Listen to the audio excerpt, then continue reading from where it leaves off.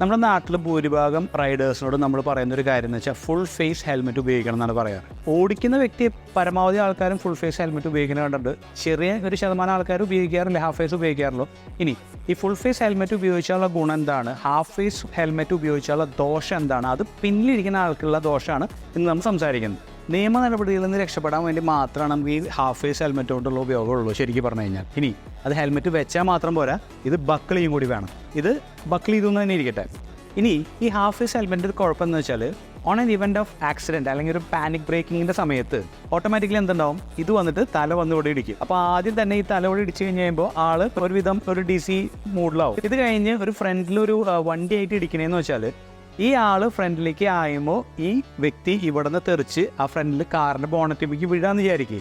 Automatically എന്ത് ചെയ്യും, ആളുടെ ഫേസാണ് ചെന്നിട്ട് ആ വണ്ടിയുമേ ഇടിക്കുക അല്ലേ. അപ്പോൾ എന്താ ഉണ്ടാവുക, ഓട്ടോമാറ്റിക്കലി ആൾക്ക് കൂടുതൽ ഇഞ്ചുറി വരും. ഇതുകൊണ്ടാണ് ഫ്രണ്ടിലാണെങ്കിലും ബാക്കിലാണെങ്കിലും നമ്മൾ ഫുൾ ഫേസ് ഹെൽമെറ്റ് വെക്കണമെന്ന് ഇൻസിസ്റ്റ് ചെയ്യണത്. ചിലപ്പോൾ ഈ ഫുൾ ഫേസ് ഹെൽമെറ്റ് വെച്ചുകൊണ്ട് ആൾ രക്ഷപ്പെട്ട അവസരങ്ങൾ വരെ ഉണ്ട്. അപ്പോൾ നിങ്ങളെ ഫ്രണ്ട്സ് ആരെങ്കിലും റൈഡർ ആണെങ്കിലും പില്ലിയനാണെങ്കിലും ഹാഫ് ഫേസ് ഹെൽമെറ്റ് ഉപയോഗിക്കുന്നുണ്ടെങ്കിൽ അവരെ പറഞ്ഞ് മനസ്സിലാക്കാം ഫുൾ ഫേസ് ഹെൽമെറ്റ് ഉപയോഗിക്കാൻ. പിന്നെ നിങ്ങൾ വണ്ടിക്ക് ഇൻവെസ്റ്റ് ചെയ്യണ പോലെ നിങ്ങളുടെ സ്വയം രക്ഷയ്ക്കും വേണ്ടിയിട്ട് ഒരു ഇത്തിരി പൈസ ഇൻവെസ്റ്റ് ചെയ്യുന്നത് നന്നായിരിക്കും.